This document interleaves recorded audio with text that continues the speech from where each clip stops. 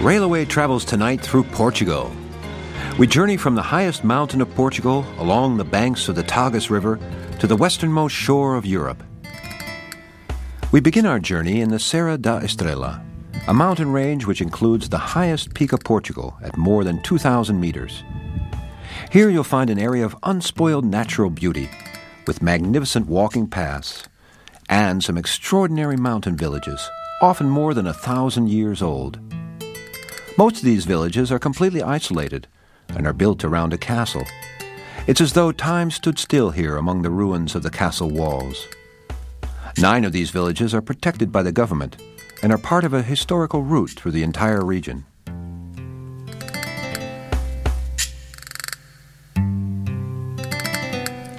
Here in the mountains are the headwaters of the Rio Zezer, a river that eventually empties into the Tagus. In some parts of the mountains, the water is used for small fish farms, so don't be surprised to find fresh trout on the menu.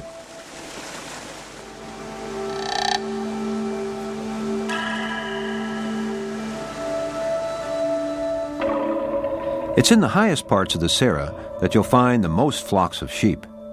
They're allowed to wander freely in the mountains, but at regular times they're brought back to the stable to be milked. The Serra Da Estrela cheese made from the sheep's milk is the most famous product of the area. This soft cheese is very popular throughout Portugal. In every village in this area, you'll find at least one cheese dairy. Often a mountain village relies entirely on its production of cheese. The European Union also subsidizes the production of this regional business. If you want to taste this cheese, you'll have to go to Portugal because it's not exported. Together with the wine of the area, it makes a delicious combination. The city of Cuvier is situated just below the highest mountain peak of the Serra. In the winter, the city is the most important starting point for winter sports enthusiasts, who increasingly flock to the area to take advantage of the short time the highest peaks are covered with snow. The rest of the year, it's an easygoing, friendly place with quiet streets and a few remarkable buildings.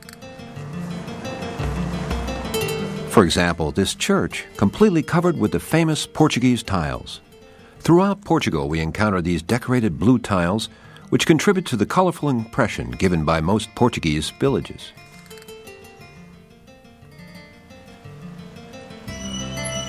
During the Middle Ages, Cuvier was a typical market town. But in the 17th century, the people began to produce textiles using the wool of the mountain sheep. In the local museum, you get a good picture of the development of the textile industry.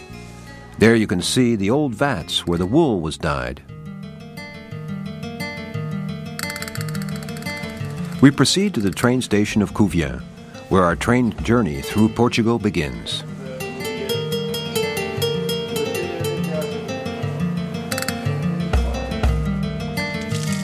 The train is ready, but some last-minute preparations are also being made before we can leave. The easygoing atmosphere of the region also seems to apply to the railway.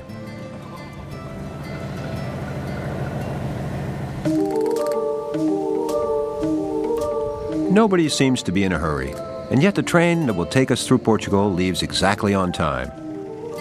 The first part of the route is not electrically driven, thus the train has to be pulled by a diesel engine.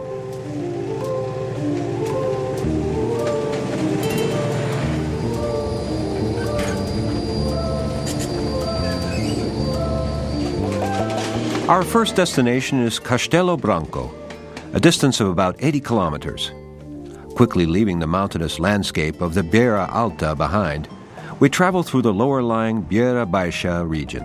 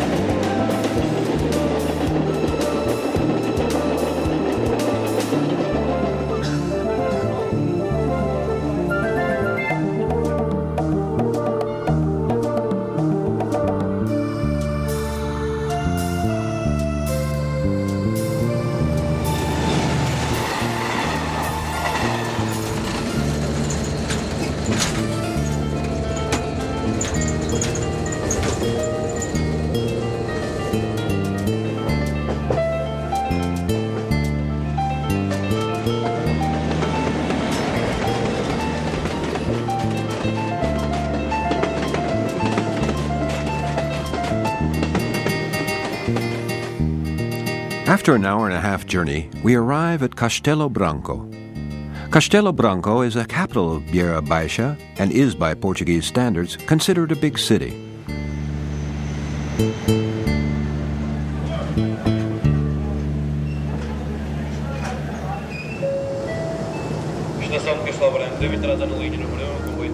The old part of the city is characterized by narrow lanes and staircase-like streets. There's a lot of activity behind the doors along these streets. In this workshop, for instance, bedspreads are embroidered. Castelo Branco is famous throughout Portugal for these so-called cochas. Usually a bedspread or tablecloth requires several months of work, which means that the finished product is very expensive.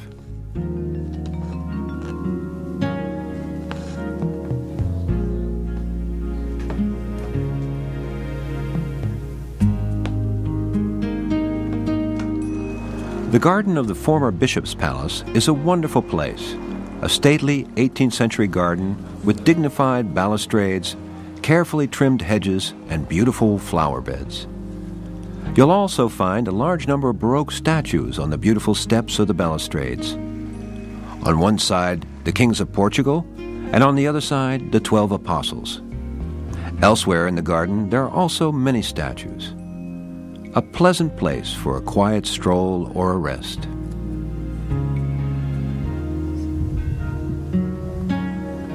Monsanto, the oldest village of Portugal, is not far from Castelo Branco. Here you get a good feel for the history of Portugal. The houses are built on the mountainside, and the streets are literally hewn out of the cliffs. Situated as it is on this precipice, Monsanto has always been able to resist hostile armies. Consequently, it has preserved its almost authentic state. Monsanto is the southernmost village on the route along the historical places in the area. We return to the train station of Castelo Branco to continue our journey. Since there are only 4 trains a day, it's recommended that you be on time.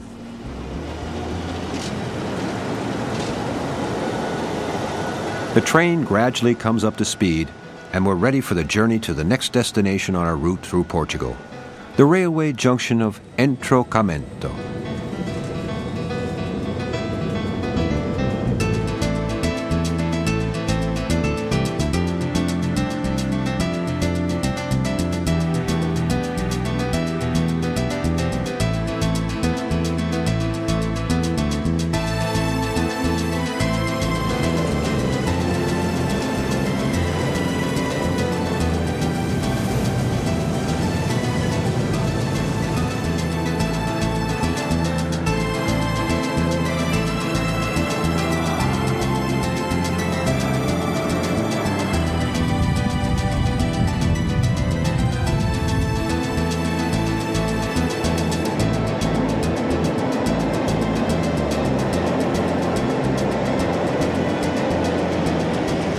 Our route runs mainly along the banks of the Tagus.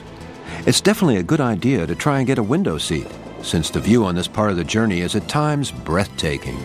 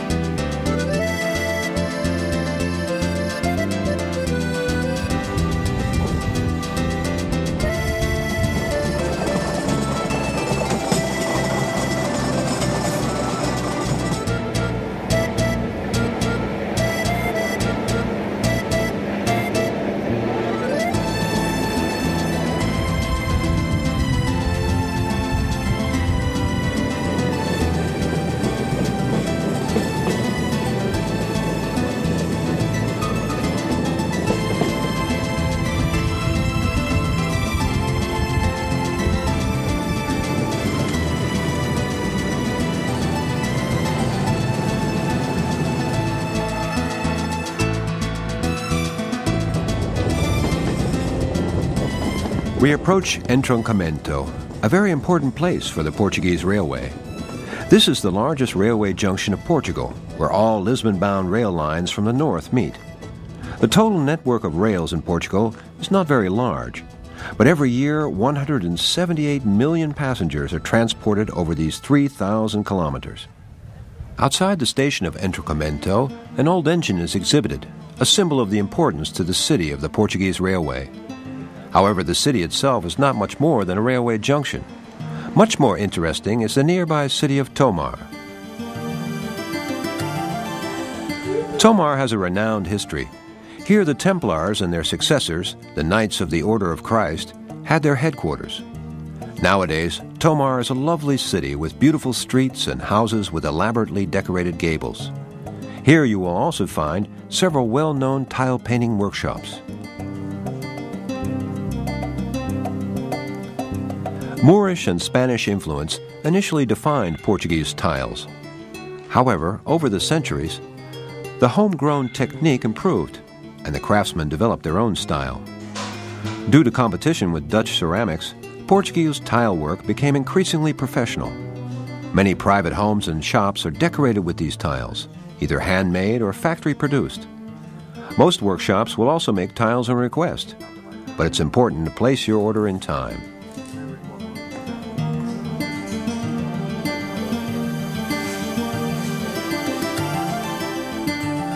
On top of the hill, you can see the Citadel of the Templars, and within the same walls, the Convent of Christ.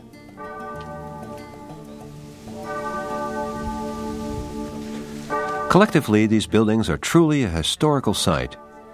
Down through the centuries, all Portuguese rulers made their own additions to these structures. You can discover the undeniable influences of the Moors, the first rulers of Portugal. Added to this is the symbolism of the Order of the Templars, and later on the Order of Christ.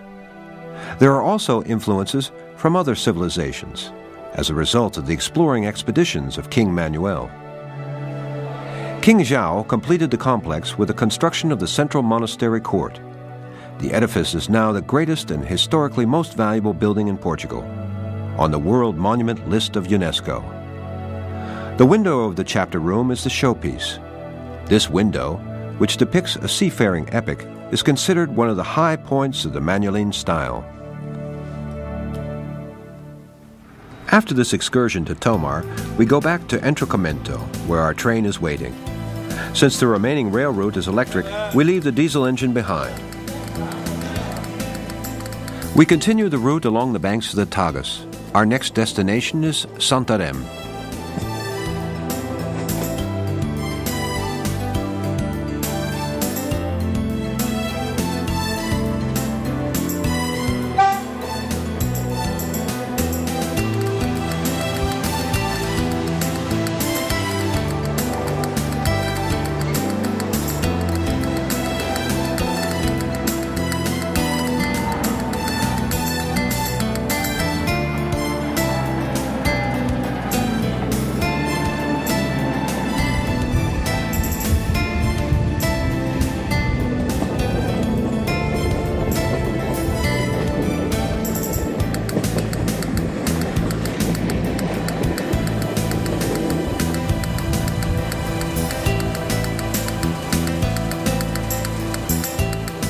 Traveling by train, we have a nice view of some of Portugal's most historic places.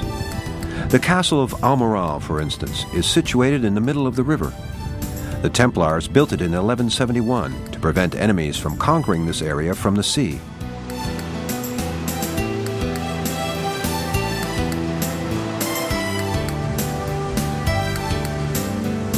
We arrive in Santarem, the capital of another region, the Ribatejo.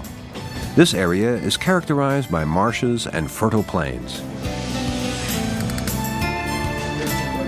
Santarem is situated high above the Tagus with a beautiful view of the fertile countryside.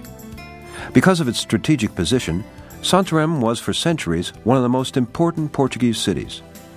Originally, it was a Moorish city. In the 14th and 15th century, the Portuguese government was located here.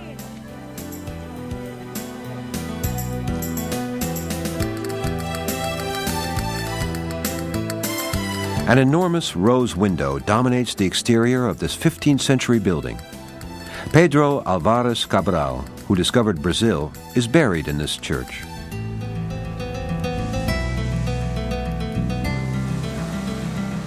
But Santarem is particularly known by its bulls and horses, all bred in this region.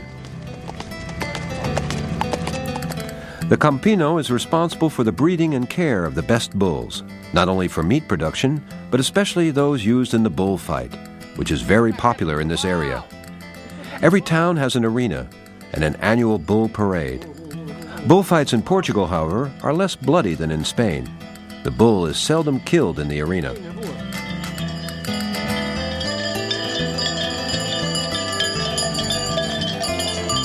To the Portuguese, the bullfight means an entertaining game of a bull and a horse, where eventually a couple of men try to catch the bull with their hands to get him down on the ground.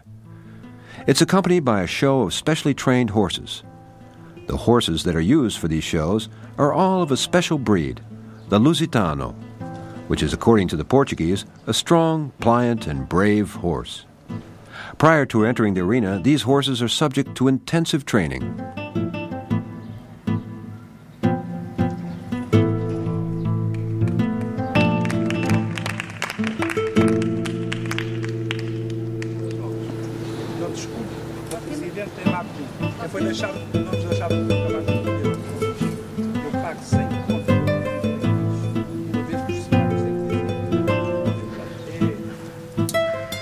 Already at an early age, bull and horse are confronted with each other in order to prevent them from being afraid of each other in the arena.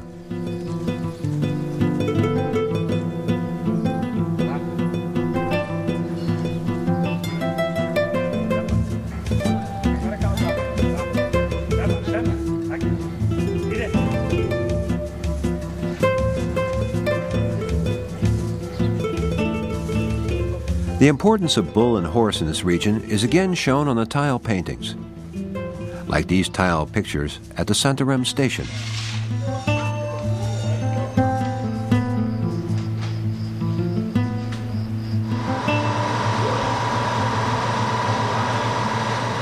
We board the train that will take us to the terminal station of this trip. Our next destination is Lisbon, the capital of Portugal.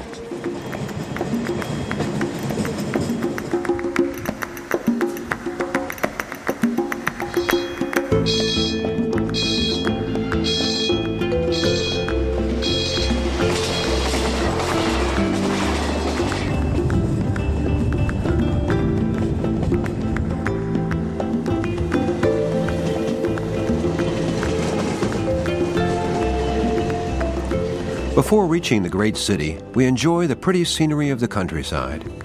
This cattle breeding area is relatively prosperous, mainly because of financial support from the European Union, who also financed the necessary agricultural reforms.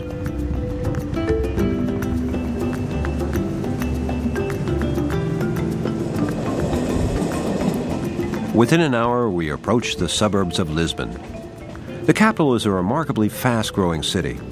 Before 1974, the city was more or less isolated from the rest of Europe.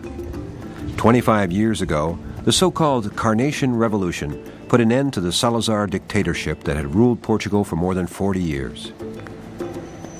We arrive at the central station of Lisbon, Santa Apollonia, from which all long-distance trains leave. Lisbon is a beautiful and elegant city, situated on the banks of the Tagus, where the river flows into the Atlantic Ocean. Due to the great earthquake, which in the 18th century destroyed almost the complete city, there are only a few historical buildings. The impressive Tower of Belém is one of the few remaining ones.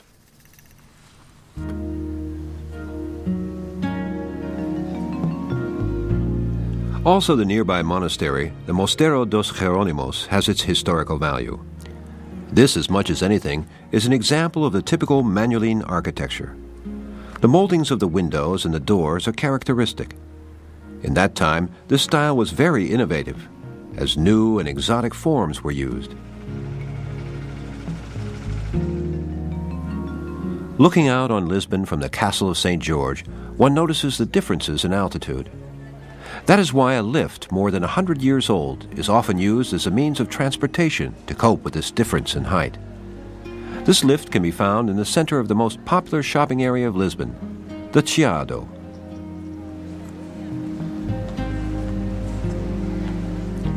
The town's renovation area on the edge of Lisbon forms an enormous contrast to the old city. In 1998, the famous Expo was held here. This World Exposition, in which almost 100 countries were represented, was built on a deserted harbor area of over 70 hectares. The money that Lisbon had left at the end of this international happening is now being used to finance one of the most ambitious town renovation projects ever. At the speed of an express train, offices, shops, restaurants, houses, and a port are being built in order to make the expansion of Lisbon possible. The area at the other side of Lisbon is also worth visiting. For instance, beautiful Sintra. Lord Byron mentions this place in one of his poems as the most beautiful place in Europe, a glorious Eden. This place is traditionally the summer residence of the kings of Portugal. There are also many castles in the Sintra area. Palacio De Pena is certainly the most peculiar castle, an almost surrealistic structure of cupolas, towers, and passages in conspicuous colors. It's an impressive piece of kitsch, built by the German spouse of Queen Mary II. He had the originally Moorish building rebuilt in the style of a German Bavarian castle. The German architect immortalized himself on a peak that you can see from the castle. Every day, trains depart from Lisbon to two of the most well-known seaside resorts of the area, Estoril and Cascais.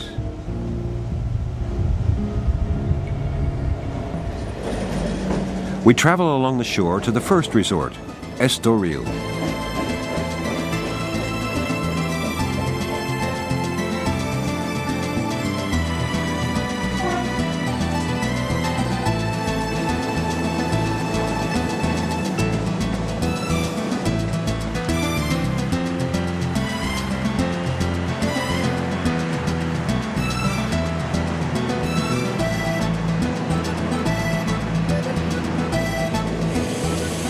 After only 10 minutes, we arrive in Estoril.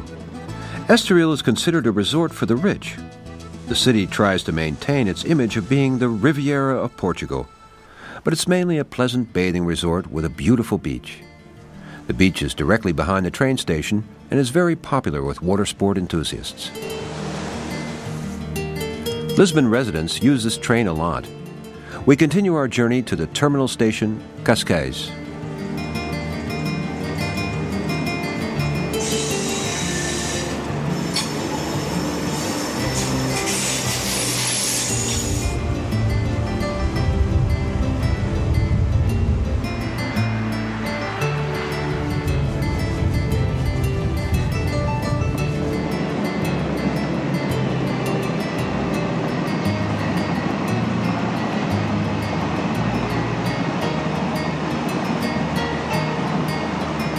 We approach our final destination in only 5 minutes. At last, our train stops at the Cascais Station.